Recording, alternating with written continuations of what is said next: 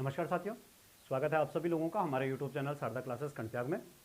तो जैसा कि हम उत्तराखंड की सीरीज़ को डिस्कस कर रहे थे और उत्तराखंड की सीरीज़ के साथ हमने अभी टिहरी रियासत को शुरू किया था और टिहरी रियासत की स्थापना और टिहरी रियासत के पहले राजा सुदर्शन शाह के बारे में हमने उल्लेख देखा। आज सुदर्शन शाह के पश्चात जो अगले शासक यहाँ पर दिखाई दिए या जिनका शासनकाल प्रारंभ हुआ उन पर हम डिस्कस कर लेंगे। तो सुदर्शन शाह के पश्चात जो अगले शासक हुए वो भवानी शाह हुए और भवानी शाह इस राजवंश के मतलब टिहरी रियासत या आपका पंवार राजवंश के 56वें क्रम के राजा हुए। तो अगले राजा जो उल्लेख मिलता है वो भवानी शाह का मिलता है और भवानी शाह का जो शासनकाल प्रारंभ हुआ वो आपका 1859 से लेकर 1871 ईस्वी तक हुआ था। भवानी शाह का शासनकाल 59 से लेकर 1871 तक। अब भवानी शाह का जो शासनकाल हुआ तो इनके शासनकाल को ऐसा कहा जाता है क्योंकि ज़्यादा बुद्धिमान शासक ये थे नहीं, ज़्यादा पढ़े लिखे नहीं थे, तो इन्होंने जो अपना राजकाज था वो पूर्ण रूप से शांतिपूर्वक ही इन्होंने क्या किया था, इसका संचालन किया। मुख्य रूप से जो शासन की बागडोर थी वो इनके जो राज अधिकारी हुआ करते थे उनके हाथों में थी, लेकिन इनके जो सौतेले भाई थे शेर शाह, उन्होंने क्या किया था, इनके शासनकाल में पहला विद्रोह किया था और जैसे ही सुदर्शन शाह की मृत्यु हुई तो उसके पश्चात इस राजवंश में पहली बार जो आपका उत्तराधिकारी का युद्ध हुआ, उत्तराधिकारी का जो युद्ध हुआ वो भवानी शाह और इनके जो सौतेले भाई थे शेर शाह के मध्य हुआ। शेर शाह और भवानी शाह के मध्य जो उत्तराधिकारी का युद्ध हुआ वो पहली बार रियासत में हुआ। अब ऐसा कहा जाता है कि राज्य के कुछ कर्मचारी ऐसे थे, राजअधिकारी ऐसे थे कि जो केवल और केवल भवानी शाह को अयोग्य मानते थे और शेर शाह को ही वो अगला शासक चाहते थे, लेकिन सुदर्शन शाह के द्वारा भवानी शाह को अपना जो उत्तराधिकारी था वो नियुक्त किया गया था, तो इसीलिए वो क्या हुए थे, अगले शासक हुए थे। जब शेर शाह के द्वारा यहाँ पर षड्यंत्र किया गया और उन्हें पद से हटाया गया, भवानी शाह को पद से हटाया गया, तो तब जाके कुमाऊं कमिश्नर रैमजे ने क्या किया था, यहाँ पर हस्तक्षेप किया था और हेनरी रैमजे के हस्तक्षेप के कारण ही जो शेर शाह थे उनको देश निकाला दिया गया और भवानी शाह का फिर से क्या किया गया, यहाँ पर राज्याभिषेक किया गया। ठीक है, तो इस तरीके से भवानी शाह के शासनकाल में ये क्या हुआ था, पहला षड्यंत्र या पहला विद्रोह हुआ था। अब ये जो विद्रोह हुआ इस चीज का जो उल्लेख किया हुआ है, एक पुस्तक है गुलदस्त तवारिख कोह टिहरी गढ़वाल। ये एक पुस्तक है जो कि मियां प्रेम सिंह के द्वारा लिखी गई है, मियां प्रेम सिंह के द्वारा लिखी गई है। ये इस बार जो आपका यूके SSC का पेपर हुआ था वहां पर यह सवाल पूछा गया था, गुलदस्त तवारिख कोह टिहरी गढ़वाल पुस्तक के रचयिता कौन है, तो इसके जो रचयिता हैं वो हैं मियां प्रेम सिंह। और मियां प्रेम सिंह ने जो भवानी शाह के शासनकाल में षड्यंत्र रचे गए थे उनके बारे में क्या किया है, उल्लेख किया है। ठीक है, तो इस तरीके से भवानी शाह ने क्या किया था, जो अपना शासनकाल था वो क्या किया, प्रारंभ किया। लेकिन कहा जाता है कि भवानी शाह जो थे वो बड़े दयालु किस्म के राजा थे, बड़े दानी किस्म के राजा थे। उन्होंने बाद में जो इनके भाई थे जिनको कि देश निकाला दिया गया था उनके लिए भी बाद में उन्होंने क्या किया, टिहरी रियासत में ही उनके लिए उचित प्रबंध किया था शासन व्यवस्था में। ठीक है, इस तरीके से भवानी शाह ने अपना शासन प्रारंभ किया। इनके शासनकाल में रियासत में जो पहला भूमि बंदोबस्त दूसरा भूमि बंदोबस्त, रियासत का दूसरा भूमि बंदोबस्त जो हुआ था वो 1860 में भवानी शाह के शासनकाल में हुआ था। ठीक है, उसके अलावा 1860 में ही भवानी शाह के द्वारा जो राज्य की आय है उसको बढ़ाने के लिए इन्होंने यहाँ के जो जंगल थे उनको क्या कर दिया, ठेका देना प्रारंभ कर दिया, वनों का ठेका प्रारंभ किया इन्होंने। पहली बार 1860 में 4 वर्षों के लिए जो वनों का ठेका था, जिससे कि क्या हो जाए, राज्य की आय थोड़ी सी बढ़ जाए, क्योंकि अभी इनकम इतनी ज़्यादा थी नहीं राज्य की कि वो यहाँ पर कोई निर्माण कार्य या कोई बड़े कार्यों को कर सके। तो उस चीज़ के लिए राजस्व प्राप्त करने के लिए इन्होंने क्या किया, वनों का ठेका देना प्रारंभ कर दिया। और 4 वर्षों के लिए जो पहला ठेका दिया गया था ये दिया गया था फ्रेडरिक विल्सन को। फ्रेडरिक विल्सन को 4 वर्षों के लिए क्या दे दिया, इन्होंने ठेका दे दिया था। ठीक है, तो इस तरीके से इन्होंने क्या किया था, अपना जो राजकाज था वो क्या किया, यहाँ से प्रारंभ किया। इसके अलावा भवानी शाह के शासनकाल में एक उल्लेख ये भी मिलता है कि जब इनके राज कर्मचारियों के द्वारा शासन व्यवस्था में हस्तक्षेप किया गया तो इन्होंने क्या किया था, जो राज्य में जो करों की दर थी वो अपने तरीके से इन्होंने उगानी शुरू की और इससे क्या हुआ, जो यहाँ की जनता थी वो क्या हो गई, परेशान हो गई। इनके शासनकाल में 1861 का सिंगतूर क्षेत्र, सिंगतूर का जन आंदोलन, और 1862 का रामासिराई। सिंगतूर और रामासिराई का जो आंदोलन हुआ था वो क्या हुआ था? भवानी शाह के शासनकाल में। अब जय सिंह रावत जी अपनी पुस्तक में इस चीज का उल्लेख करते हैं कि जब सिंगतूर और रामासिराई क्षेत्र में जन आंदोलन हुए थे तो उसी समय भवानी शाह के द्वारा 600 सैनिकों की क्या बनाई गई थी? एक बटालियन बनाई गई थी। भले जो अन्य पुस्तकें हैं वो इसका जो प्रमाण देते हैं वो प्रताप शाह को देते हैं, लेकिन फिर भी जय सिंह रावत जी की पुस्तक में इस चीज़ का उल्लेख है कि इन आंदोलनों को दबाने के लिए और आंदोलनकारियों को हटाने के लिए ही उन्होंने इस सेना का क्या किया था? निर्माण किया था। ठीक है, तो ये तो जो दो जन आंदोलन है इनका उल्लेख मिलता है भवानी शाह के शासनकाल में।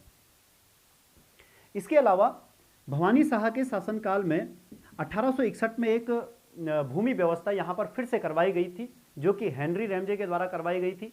और ये जो भूमि बंदोबस्त था ये जब 1851 में सुदर्शन शाह के शासनकाल में अठूर पट्टी के जो लोग थे उन्होंने जो बद्री सिंह असवाल के नेतृत्व में किया था तिहाड़कर के विरोध में, तो इसी अठूर पट्टी के लिए जो ये अठूर पट्टी थी, इस अठूर पट्टी के लिए हेनरी रैमजे के द्वारा एक लगान की दर की गई थी जिसे 12 आना बीसी, प्रत्येक बीसी भूमि पर 12 आना टैक्स की दर यहां पर सुनिश्चित की गई, जिससे कि जो लगान की दर थी वो जनता पे क्या नहीं हुई थी? ज़्यादा भारित नहीं हुई थी, और इससे जनता को भी क्या मिली? थोड़ी सी राहत मिली। तो इस तरीके से 1861 का ये जो 12 आना बीसी व्यवस्था है वो हेनरी रैमजे के द्वारा भवानी शाह के शासनकाल में अठूर पट्टी के जो लोग थे उनके लिए करवाई गई थी। तो ये तो कुछ उल्लेख मिलते हैं भवानी शाह के शासनकाल में।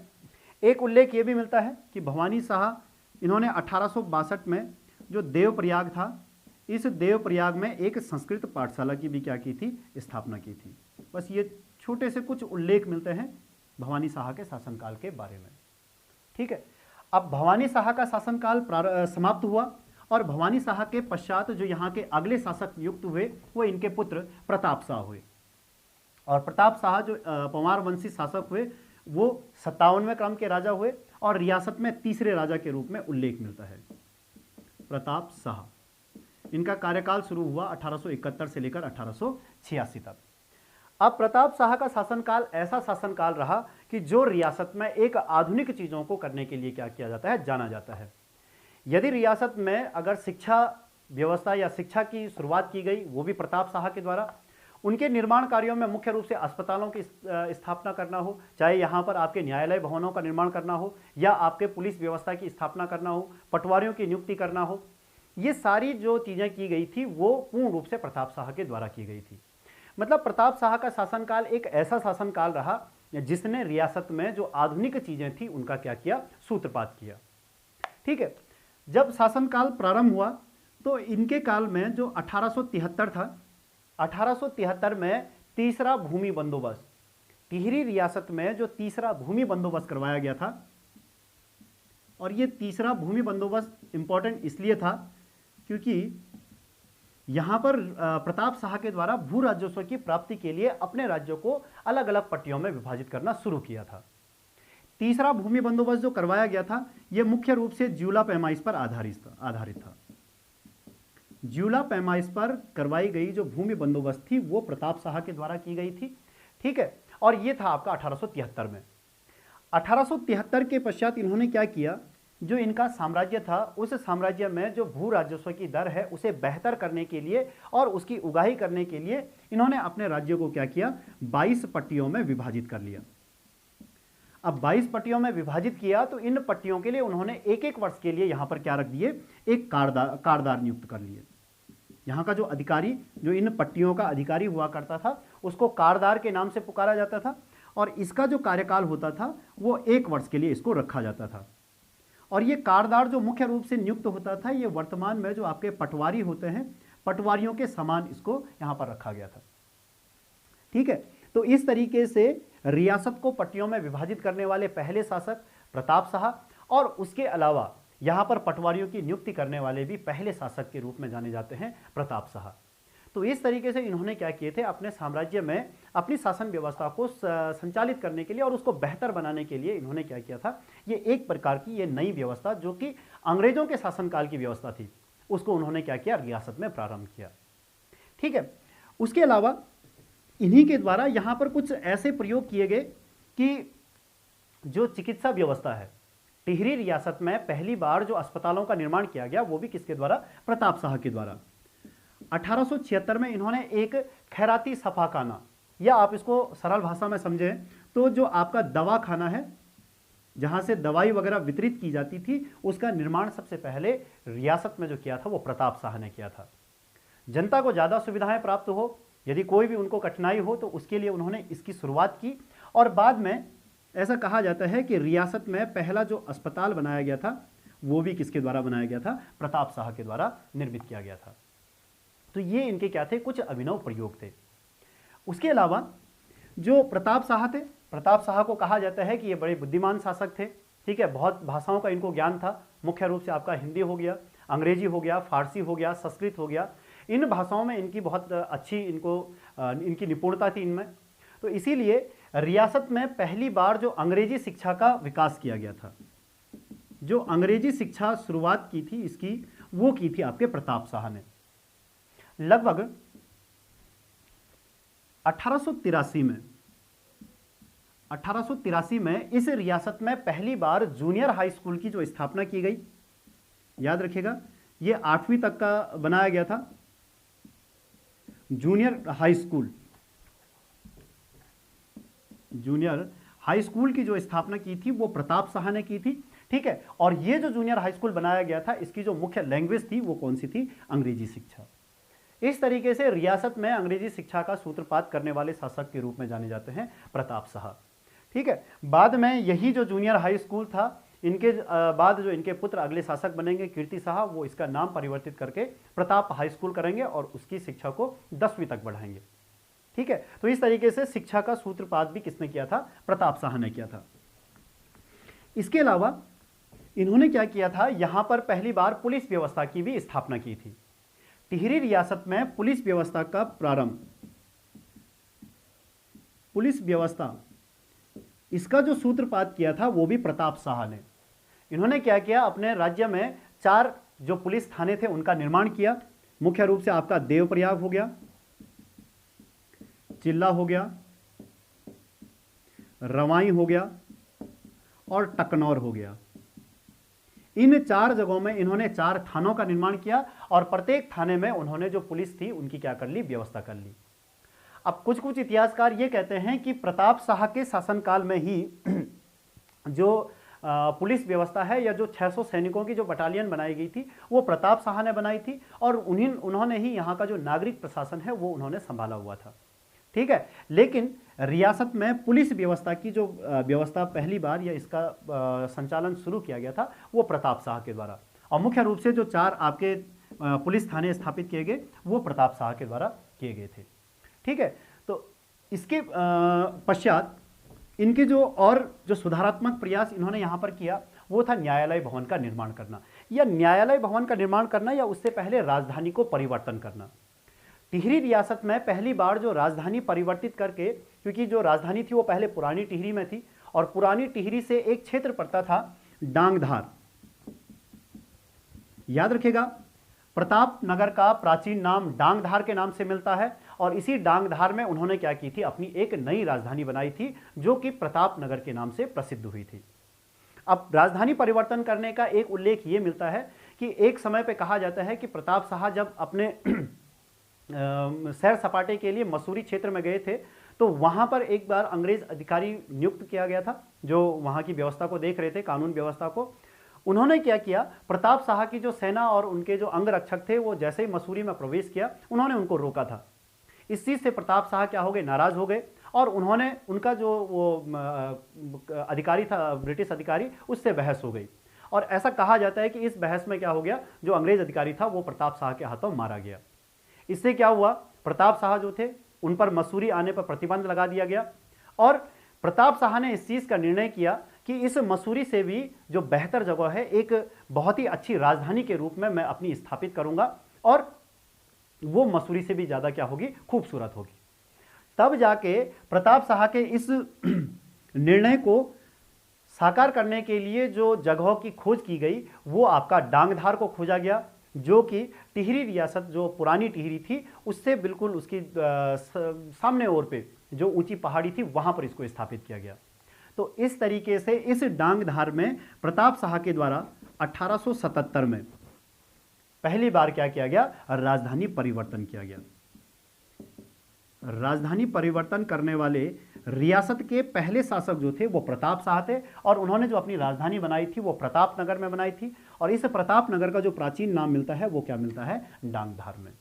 ठीक है, तो इस तरीके से इन्होंने क्या की थी, अपनी दो राजधानियां बनाई थी, और एक राजधानी इनकी पुरानी टिहरी और दूसरी थी आपके प्रताप नगर। प्रताप नगर से पुरानी टिहरी पे ये क्या करते थे, पूर्ण रूप से अपना शासन वहां से संचालित करते थे। ठीक है, अब प्रताप शाह ने जब प्रताप नगर की स्थापना की तो भैया वहां से जाने के लिए मार्ग की भी स्थापना करनी थी। तो इन्होंने क्या किया था, यहां पर जो आपका प्रताप नगर है, प्रताप नगर से पुरानी टिहरी, इसके लिए सड़कों का निर्माण किया, और जो सड़क निर्माण है टिहरी से लेकर श्रीनगर, देखिएगा प्रताप नगर से लेकर प्रताप नगर से टिहरी के लिए, और श्रीनगर से, क्योंकि श्रीनगर इनकी प्राचीन राजधानी हुआ करती थी, श्रीनगर से टिहरी और टिहरी से मसूरी।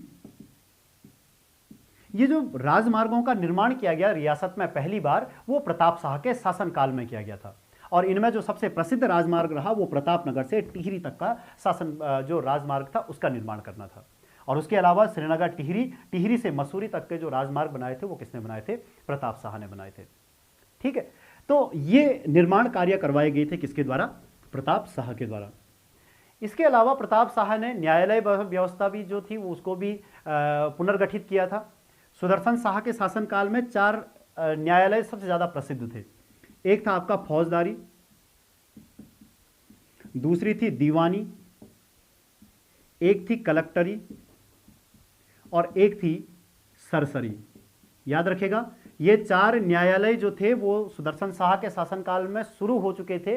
इन्हीं 4 न्यायालयों का पुनर्गठन जो किया गया वो प्रताप शाह के द्वारा किया गया, और जब इन्होंने इनका पुनर्गठन किया तो इन्हीं को बाद में जो नाम दिया गया वो नाम दिया गया था आपका चीफ कोर्ट। तो इस तरीके से न्यायालय भवनों का भी इन्होंने क्या किया था, पुनर्गठन करवाया था। इसके अलावा प्रताप शाह के शासनकाल में ऐसा कहा जाता है कि एक जन आंदोलन हुआ था 1882 में, और ये जन आंदोलन जो हुआ था वो यहाँ पर एक जो रवाई क्षेत्र था, इस रवाई क्षेत्र में या एक अधिकारी हुआ करते थे, मजिस्ट्रेट के पद पे उनको रखा गया था, उनका नाम था लक्ष्मू कठेत। लक्ष्मू कठेत।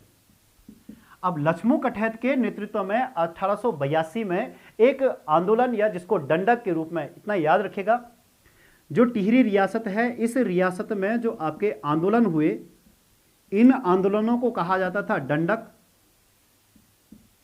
ये जरूर याद रखेगा, बीपीडीओ 2018 के एग्जाम में यह सवाल पूछा गया था, रियासत में होने वाले आंदोलनों को किस नाम से पुकारा गया है, तो वो आंदोलन जो कहलाते थे वो डंडक कहलाते थे। और यहां पर जो आपके आंदोलनकारी होते थे, जो आंदोलनकारी होते थे उनको कहा जाता था सौगड़। सौगड़ का मतलब होता है हुड़दंगबाजी करने वाले। तो इतना याद रखेगा, एग्जाम में ऐसे सवाल पूछे जाते हैं। आंदोलन को कहा गया है डंडक और आंदोलनकारियों को कहा गया है सौगड़। तो प्रताप शाह के शासनकाल में यहां के जो राज कर्मचारी थे उनके खिलाफ लक्ष्मू कठेत के नेतृत्व में क्या हुआ था, एक डंडक हुआ था जिसका नाम है बासर दंडक। ये बासर पट्टी में हुआ था, इसलिए इसका नाम दिया गया था बासर दंडक। अब आपको एक चीज बता दूं, यहां पर एक ये चीज प्रचलित है, क्योंकि लक्ष्मू कठेत तो ये मजिस्ट्रेट के पद पे था।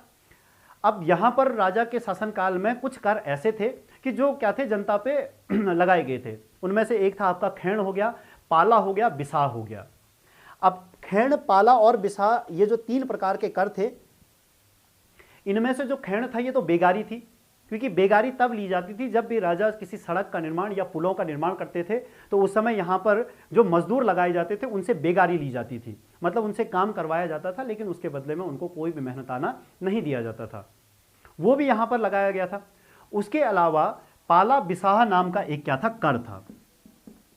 पाला और बिसाह, ये 2 ऐसे कर थे जिसके अंतर्गत क्या था कि बिसाह के अंतर्गत ये था कि राज दरबार में कुछ आपका घी हो गया, दूध हो गया, दही हो गया, आपका चावल हो गया, गेहूं हो गया, घास हो गया, ये क्या करना पड़ता था, दरबार में देना पड़ता था प्रत्येक परिवार को। और जो दूसरा कर था आपका पाला कर, इस पाला कर के अंतर्गत क्या था कि दूध दही वगैरह थी, और जो आपका बिसाह कर था उसके अंतर्गत जो आपका अन्न और चावल गेहूं ये चीजें थी वो क्या की जाती थी, दरबार में पहुंचानी होती थी।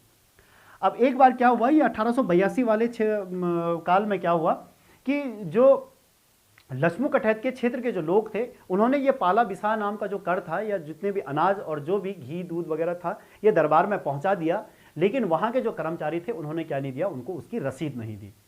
रसीद नहीं दी तो वो ये हो गए कि उनको वो कर दोबारा देना पड़ा, जिससे वहां के जो लोग थे उन्होंने क्या किया, इसका विरोध किया। और इसका विरोध करने के लिए उन्होंने लक्ष्मू कठेत को कहा, ठीक। और तब जाके लक्ष्मू कठेत के नेतृत्व में ही यहाँ के जो लोग थे वो यहाँ से सीधे कुमाऊं कमिश्नर के पास गए, और कुमाऊं कमिश्नर के हस्तक्षेप होने के पश्चात ये जो आपका पाला बिसाह कर था ये प्रताप शाह के द्वारा क्या कर दिया गया, इसकी दरों में कमी कर दी गई। तो इस तरीके से बासर दंडक का जो उल्लेख मिलता है वो प्रताप शाह के शासनकाल में मिलता है, ठीक। इसके अलावा जो प्रताप शाह थे, प्रताप शाह की जो महारानी थी गुलेरिया, क्योंकि बाद में गुलेरिया महारानी ने भी प्रताप शाह से इस चीज का आग्रह किया था कि 1885 में गुलेरिया महारानी के कहने पर ही प्रताप शाह ने क्या किया, अपने यहां से एक खैण कर, याद रखेगा ये जो खैण था ये बेगार कर था, कोई भी कार्य करवाया जाना उसके बदले आपको कोई भी मेहनताना न देना, ये बेगार कहलाता है। दूसरा था आपका बिसाह, और बिसाह के अंतर्गत जो था वो था आपका अन्न, अन्न के रूप में कर देना।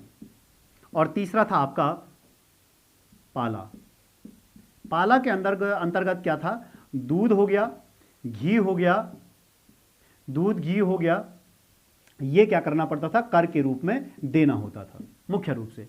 1885 में प्रताप शाह ने क्या कर लिया, इन तीनों करों को उन्होंने समाप्त करवा दिया, क्योंकि प्रताप शाह नहीं चाहते थे कि हमारे यहाँ पर जो जनता है उसको किसी प्रकार का कष्ट हो, और यदि अगर जनता के लिए वो चीज़ भारित हो रही है तो उन्होंने उस चीज़ को क्या करवा दिया, समाप्त करवा दिया। भले जो आपका 1882 में लक्ष्मू कठेत के द्वारा किया गया जो नेतृत्व था, जो बासर दंडक था, वो राजा के विरोध में ना होकर वो यहाँ के राज कर्मचारियों के विरोध में हुआ था, ठीक है। लेकिन उसके बावजूद भी प्रताप शाह ने क्या किया, 1885 में ये जो कर थे उनको क्या करवा दिया, समाप्त करवा दिया। इसके अलावा सुधारात्मक प्रयासों में से जो प्रताप शाह है उनका ये भी उल्लेख मिलता है कि इन्होंने अपने साम्राज्य में या अपने रियासत में पहली बार जो भ्रमण की नीति थी, राज्य के अधिकारियों को राज्य में जो जनता है उनके कष्टों को समझने और उनको दूर करने के लिए उन्होंने क्या की थी, जो भ्रमण की थी, राज्य भ्रमण की नीति थी, उसको लागू करवाया। और इसके अलावा एक सुधारात्मक प्रयासों में से दास प्रथा का उन्होंने क्या किया था, अपने रियासत से पूर्ण रूप से उन्मूलन करवा दिया था। तो इस तरीके से जो आपके प्रताप शाह थे। अच्छा, इसके अलावा एक चीज और, इन्होंने प्रताप प्रिंटिंग प्रेस, रियासत में पहली बार जो प्रिंटिंग प्रेस स्थापित की गई थी वो प्रताप शाह के द्वारा की गई थी, और इसको इन्होंने जो नाम दिया वो क्या नाम दिया था, प्रताप प्रिंटिंग प्रेस नाम दिया था। तो इस तरीके से इन्होंने क्या किया, बहुत सारे सुधारात्मक प्रयास किए, जिनमें शिक्षा का विकास हो गया, अस्पतालों का निर्माण हुआ, न्यायालय भवनों का पुनर्गठन होगा, राजधानी परिवर्तन करना हुआ, जो ये कर थे उनकी समाप्ति करना हुआ। ये सारे सुधारात्मक प्रयास किसके द्वारा किए गए, प्रताप शाह के द्वारा किए गए। बाद में लगभग आपका 1886 में इनकी क्या हो गई थी, मृत्यु हो चुकी थी, और इनका शासनकाल यहीं पर क्या हो गया, समाप्त हो गया। ठीक है, तो आज की क्लास में मैं इतना ही इसको रख रहा हूँ। अगले राजा जो कीर्ति शाह या नरेंद्र शाह, उनका जो उल्लेख होगा वो हम अगली कक्षाओं में उसका उल्लेख देखेंगे, उनके बारे में चर्चा करेंगे। ठीक है, तो आज के लिए इतना ही रखते हैं इसको। ठीक है, मिलते हैं आप लोगों को आपकी अगली क्लासों में। तब तक आप लोग बहुत अच्छे तरीके से मेहनत करते रहिएगा। ठीक है, अब पुलिस का पेपर जैसा हुआ वो निपट चुका है, आगे की तैयारी में आप लोग लगे रहें, जुटे रहें, पूरी मेहनत के साथ आगे बढ़ें। आपको पहले ही कहा है कि चीज़ें बिगाड़े नहीं, जो चीज़ें आप लोगों के पास थी उन चीज़ों को लेके चलें। उसके साथ साथ जो करंट अफेयर्स के जो भी मुद्दे, जो बहुत ज्वलंत मुद्दे रहे हैं, उनको भी आप इसके साथ लेते चलिएगा। ठीक है, तो चलिए इन्हीं चीज़ों के साथ आज की क्लास को समाप्त करते हैं। मिलते हैं आप सभी लोगों को अगली क्लास में।